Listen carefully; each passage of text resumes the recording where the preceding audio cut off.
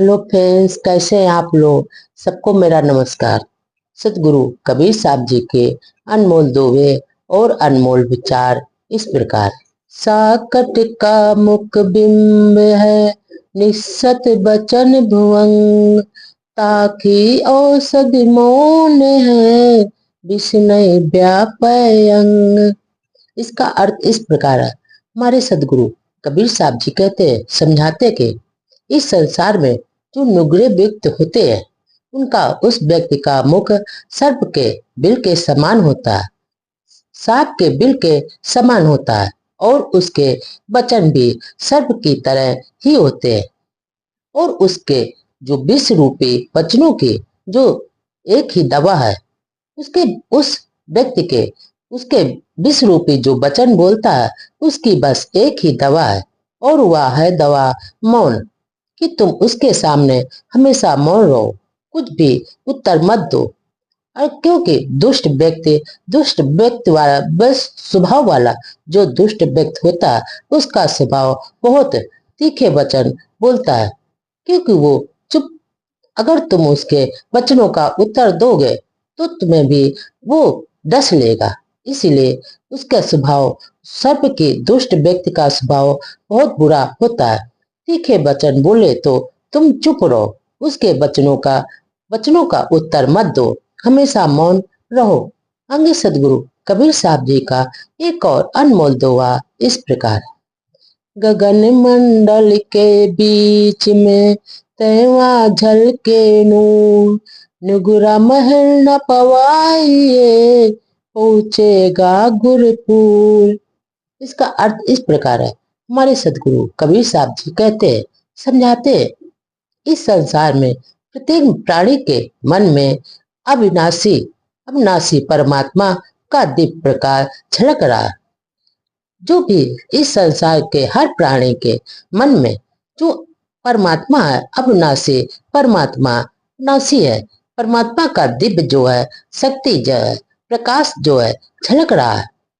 और परंतु अज्ञानी होते हैं, अज्ञानी लोग उससे प्राप्त नहीं कर पाते हैं।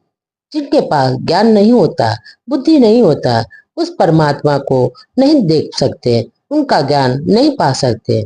और जो सदगुरु का परम शिष्य होता है, जिसके ऊपर सदगुरु की कृपा होती है, होगा वही साधना करने वाला गुरु भक्त होगा। जो साधना करने वाला गुरु भक्त होगा, उसे ही वह दिव्य प्रकाश दिखाई देता है। और जो निर्गुण होते हैं, उनको दिव्य प्रकाश नहीं दिखाई देता। अन्य लोग तरसते रहते, इसके लिए सभी लोग तरसते रहते हैं कि अविनाशी परमात्मा का ज्ञान हमें मिल जाए, प्रकाश हमारे सामने आ जाए। पर वो तो निर्गुण है, उन्हें कैसे दिखाई पड़ सकता है। अंगी सदगुरु कबीर साहब जी का एक और अनमोल दोहा इस प्रकार।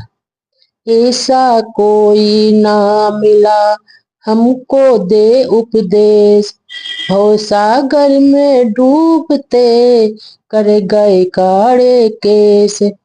इसका अर्थ इस प्रकार है। हमारे सदगुरु कबीर साहब जी कहते हैं, समझाते हैं कि हम इस संसार में हमें ऐसा कोई नहीं मिला जो हमें सही मार्ग दिखा सके।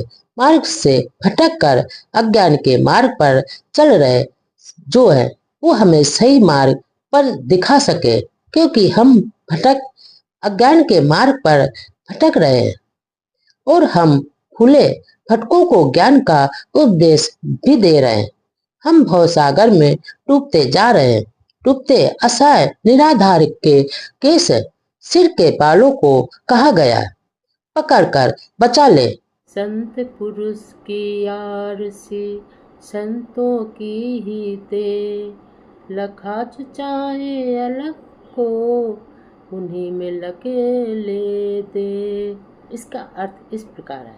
हमारे सदगुरु कबीर साहब जी कहते हैं, समझाते हैं कि जो संत पुरुष होते हैं, संत पुरुषों का शरीर और मन दर्पण की तरह होता है, शीशे की तरह होता है, सब स्वच्छ और साफ होता है। संत महापुरुषों का शरीर और मन दर्पण की तरह साफ और स्वच्छ होता है और निर्मल होता है। क्योंकि उनका जो मन होता है, जो साफ और स्वच्छ होता है। वो मन दर्पण की तरह स्वच्छ और निर्मल होता है। और संत महापुरुषों के हृदय में तो परमात्मा का वास होता है। परमात्मा हमेशा बरसते हैं, परमात्मा का निवास होता है। और यदि तू परमात्मा को देखने का इच्छुक है तो मन को देख ले, तो परमात्मा मिल जाएंगे। अगर तेरे मन में परमात्मा को देखने की इच्छा होती है, परमात्मा को देखने का मन है, तो अपने मन को देख ले, तो तेरे मन में परमात्मा मिल जाएंगे। तुझे अपने मन में हृदय में परमात्मा मिल जाएंगे, क्योंकि तेरे हृदय में तू परमात्मा का निवास करते हैं, हमेशा निवास करते हैं। तो तू अपने मन को देख और इधर उधर मत भटक। अंग सदगुरु कबीर साहब जी का एक और अनमोल दोहा इस प्रकार। काया काढ़ा काल धुन जतन जतन से खाए, काया पद इस बस मर मर न कहु पाए। इसका अर्थ इस प्रकार है। हमारे सतगुरु कबीर साहब जी कहते हैं, समझाते हैं कि अगर काष्ठ की लकड़ी है रूपी शरीर को काल रूपी धुन धीरे धीरे खाए जा रहा है। ये जो इंसान का काठ रूपी यानी लकड़ी का जो रूपी शरीर होता है, उस शरीर को काल रूपी धुन धीरे धीरे खाए जा रहा है।